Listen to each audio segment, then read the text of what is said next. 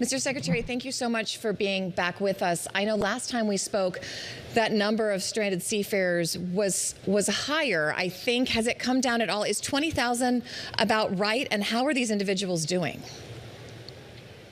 No, 20,000 is about right. And of course, there's been very little movement around the Strait of Hormuz. So we're still very concerned with the health and the well-being of these seafarers. The longer that this conflict continues, the more that the stress and fatigue starts to kick in. Also, the supplies on the ships. And this is one of the areas where they're really working with the littoral states in the Persian Gulf in order to, at least with all the challenges that exist right now, to provide those essential goods that the seafarers and the ships need in order to stay safe.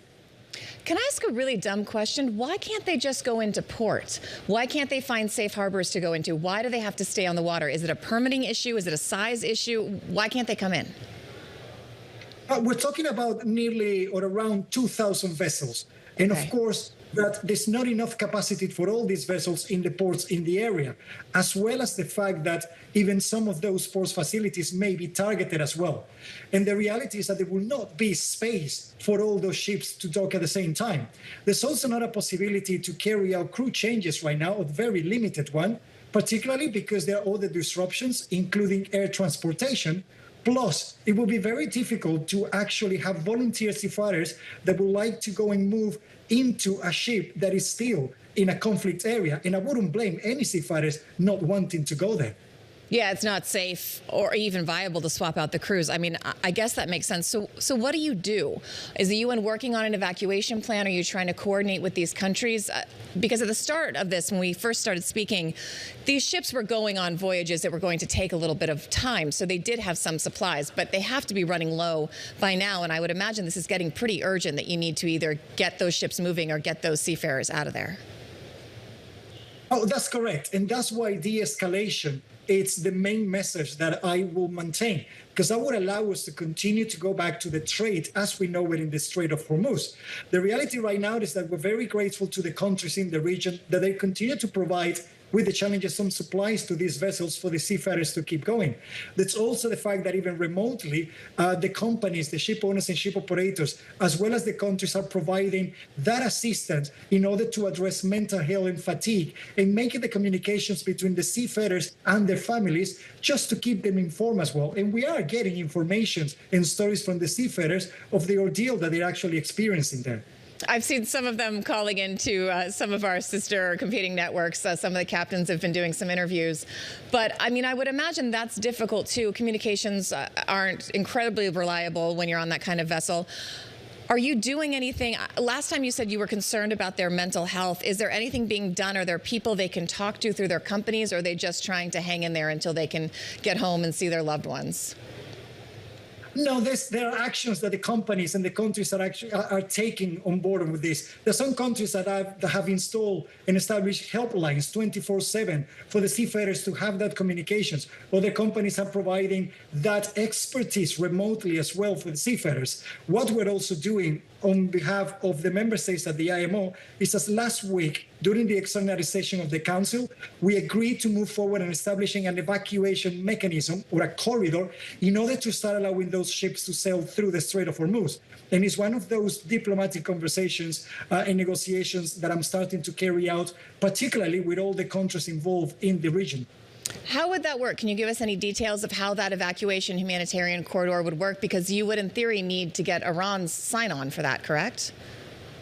Oh, absolutely. And it's one of the first countries that I'm starting the conversations with, together with all the other countries in the region and countries beyond the region, because the reality is that this conflict, and by bringing shipping to a standstill, it's affecting us all globally. So right now, the first steps is, of course, how we're going to bring the parties together in order to allow us to follow through with the decision at IMO last week.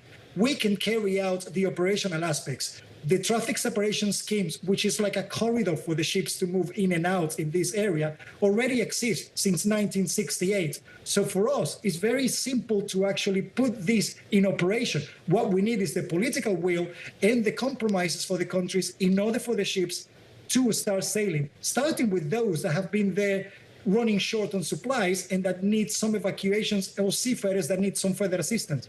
The U.S. has offered to do military escorts of some of these ships through the Strait. Do you think that would help or hinder this plan for a humanitarian corridor? Do you think that would make it harder for Iran to accept, or do you think that would make it easier to facilitate the evacuation of these ships? One of the concerns that I keep repeating in relation to naval escorts on merchant ships is that it doesn't eliminate 100% the risk of a ship being targeted by a drone or a missile. And that would put the life of a seafarer at risk, something that we cannot accept. So what we're working on is in the operational aspects and the diplomacy. Also, we need to remember that the Strait of Hormuz is quite narrow. In the shortest area, it's around just over 30 kilometers wide. There needs to be very proper coordination and cooperation between any countries that will rely or will provide this kind of assistance. But it is not sustainable and it's not a long-term solution. It also sounds to me like you're saying you think it's safer to have a diplomatic agreed to humanitarian corridor that Iran and other parties have signed on to rather than a military escort with the U.S.'s help. Absolutely. It's for years, for decades, the Strait of Hormuz have been operating ships in and out without any issues. All the technical measures and operational measures have been in place for a while, and every single mariner knows what to do whenever they get to the Strait of Hormuz and how to trade in the region. What we need is to de-escalate, allow shipping to continue to operate as normal, and that is something that we can do through diplomacy and negotiations. I also want to ask you about your communications with Iran. Are you speaking to them directly? Are you speaking to them through intermediaries?